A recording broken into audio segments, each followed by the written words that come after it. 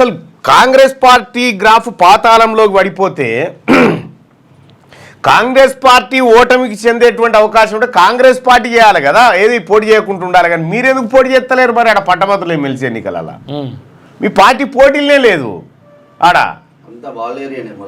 మళ్ళా హరీష్ రావు, కేటీఆర్, కవితమ్మ, కేసీఆర్ మీ ఏరియాలని మీ ఇలాకాలో మీ అభ్యర్థిని పెట్టకుండా ఎవరు పాతాళంలోకి వెళ్ళిపోయారో కేసీఆర్ గారు చెప్పాలిగా.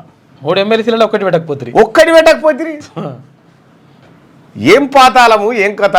ఇది పాతాళమా గంగాళమా ఏంది ముచ్చట? ఎల్లకెళ్ళకి వెళ్ళిందేమో పాస్పోర్ట్ కోసం. ఇది డైరెక్ట్ పాస్పోర్ట్ కోసం అంటే పరుగు పోతుంది. అంటే తెలంగాణ భవన్లో అడిగేసిండు, అడిగేసి ఆడేదో ముచ్చట చెప్పిండు. ఉప ఎన్నికలు రాబోతా ఉన్నాయి, మీరంతా సిద్ధంగా ఉండండి, మనకు సమాచారం ఉంది అని అంటాడు. ఏముంటుందో ఏం కథనో పాపం. పాతాళం అనడానికి కారణం ఉన్నది. విషయం ఏంటంటే ఊకే ఏమన్నారంట, ఓడిపోయారు కదా, ఓడిపోయారు అనగానే మొత్తం అయిపోయిందిరా, గ్రాఫ్ అంతా పడిపోయిందంట. పడిపోగానే 10 మంది జంప్ అయ్యారు కదా, అందుకనే జంప్ అయినరు. అందుకనే మన పార్టీ మంచిగుందని చెప్పాలి, మంచిగుందని చెప్తే అవతల ఇల్లు పాతాళమైంది అని చెప్పాలనేటువంటి ఉపాయంలో ఉన్నాడు అంతే. సో ఇట్లా కేసీఆర్ గారు పాపం నిన్నేదో చిన్నపాటి ప్రయత్నం చేయబోయిండు.